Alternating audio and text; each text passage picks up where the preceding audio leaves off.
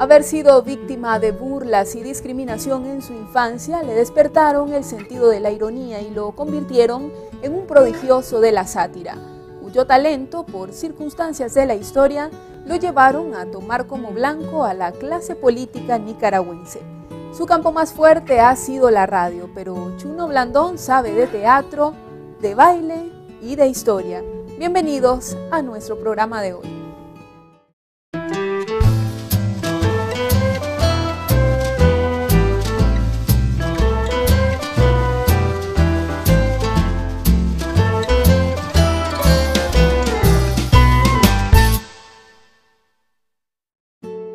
Sus ojos se abrieron al mundo un 13 de diciembre de 1940. Jesús Miguel Blandón era hijo único entonces, y allá en San Rafael del Norte, municipio del departamento de Jinotega, la vida era bastante dura.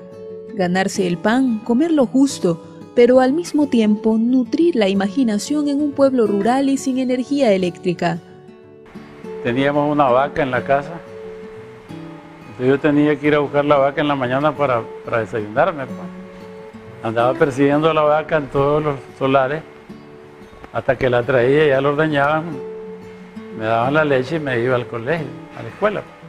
Era un pueblecito pequeño y totalmente aislado, no había carretera, no había luz eléctrica, no había radio, no había nada de lo que la luz eléctrica trae.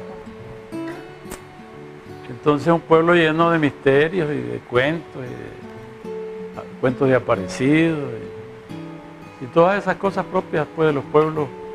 Su padre era opositor férreo al régimen somocista de la época, y en esa pequeña comunidad se le hacía difícil pasar desapercibido por la guardia y los simpatizantes del dictador. Así que, hastiado, decidió viajar con su esposa y su hijo de 9 años a Matagalpa. La adaptación para el pequeño Chuno sería dura, sobre todo en la escuela. Pues fíjate que ahí ya me volví más díscolo, ¿verdad? Puede ser que el cambio del pueblo a la ciudad haya sido muy traumático, por aquello de la discriminación, porque ya yo hablaba como campesino.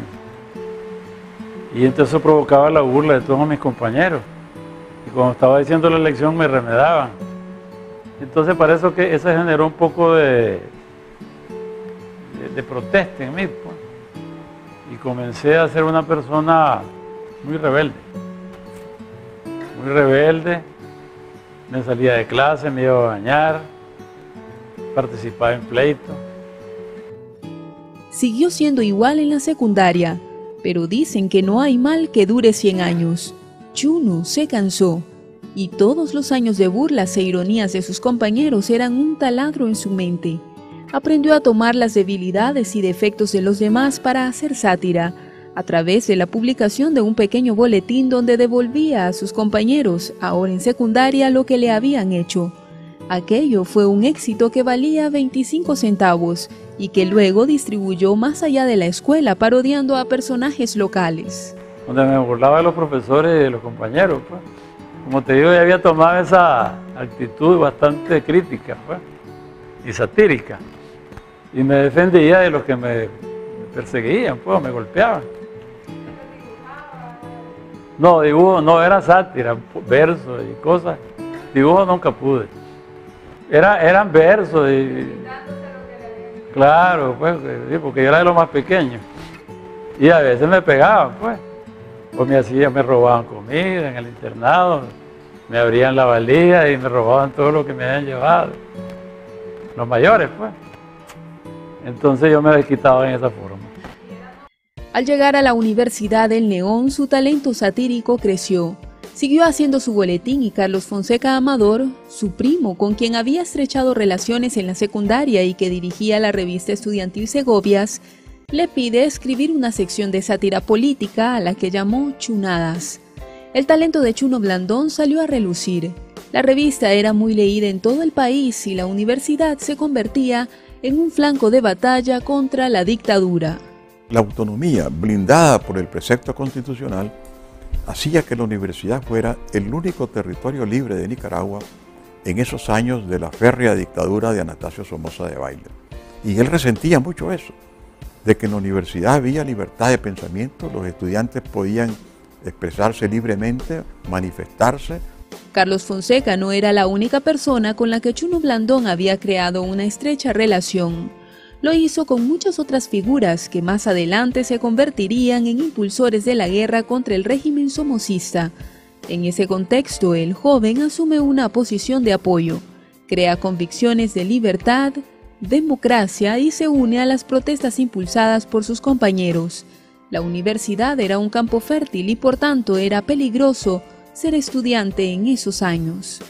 La universidad terminó de impregnarlo de ese espíritu social, de justicia, de búsqueda de un sistema mejor para Nicaragua, y él se involucró en todos los tipos de lucha, inclusive sufrió represalias directas, ¿no?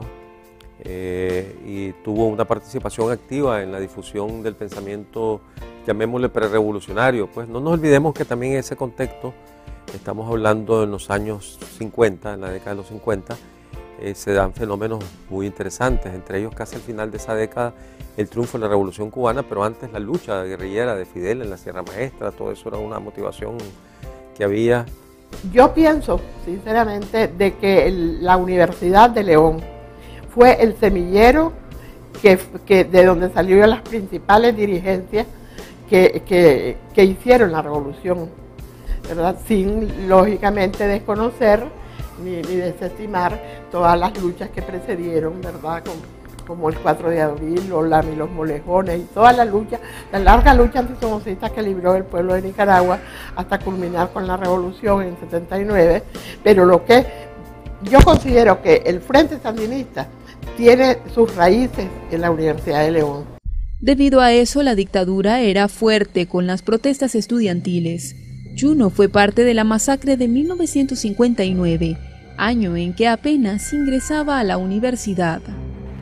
1959 ha sido un año muy violento porque entraron todos los movimientos guerrilleros.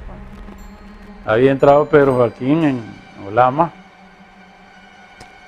y entró Carlos Fonseca con sus compañeros por el norte. Y cuando se produjo la masacre del Chaparral, se sitúa esa manifestación que era en protesta, pues, o en solidaridad con los caídos. Entonces el centro universitario citó pues a esa manifestación y anduvimos varias horas recorriendo la ciudad de León, hasta que a las 5 de la tarde ya el permiso se había vencido. La mayor parte de la gente se retiró, pero nos quedamos uno de los más entusiastas, para no usar otra palabra.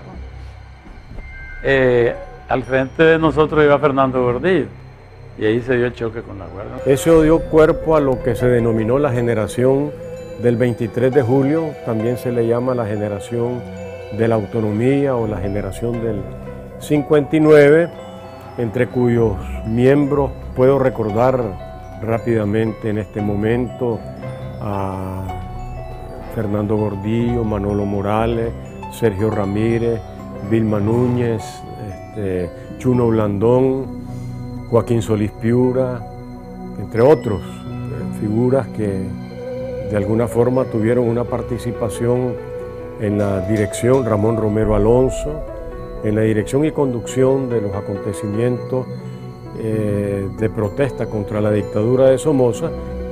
Pues este momento fue crucial en mi vida porque me pudieron haber matado y sin embargo fui un sobreviviente y asumí ese hecho como parte esencial de mi vida, que me reveló muchas cosas sobre la vida, sobre la muerte, sobre la realidad de Nicaragua. El trauma causado por aquella masacre que dio muerte a varios de sus compañeros fue serio, no solo por el hecho de perder a sus amigos, sino porque quedó temporalmente sordo a causa de los disparos. Aún así, continúa formando parte de las protestas. La Guardia lo ficha y varias veces cayó preso. Sí tenía una afectación económica, el peligro, la inestabilidad familiar, el dolor de su madre, de verlo que no podía coronar los estudios porque tenía que salir, etc. Ese tipo de cosas, ¿no? Pero al mismo tiempo una disposición de luchar, de volver, de insistir, de seguir batallando, ¿no? Debido a eso decide salir del país a cumplir su sueño de estudiar periodismo, pero en toda Centroamérica no encontró escuela. Regresó a Nicaragua porque al año siguiente de su partida abrieron la facultad en la UCA, pero al poco tiempo fue cerrada y tuvo que resignarse con estudiar Derecho. Le cerraron muchos programas, le cerraron radio. Cuando él se convirtió por primera vez en empresario y comienza con una pequeña radio, se la cierran al poco tiempo, ¿no?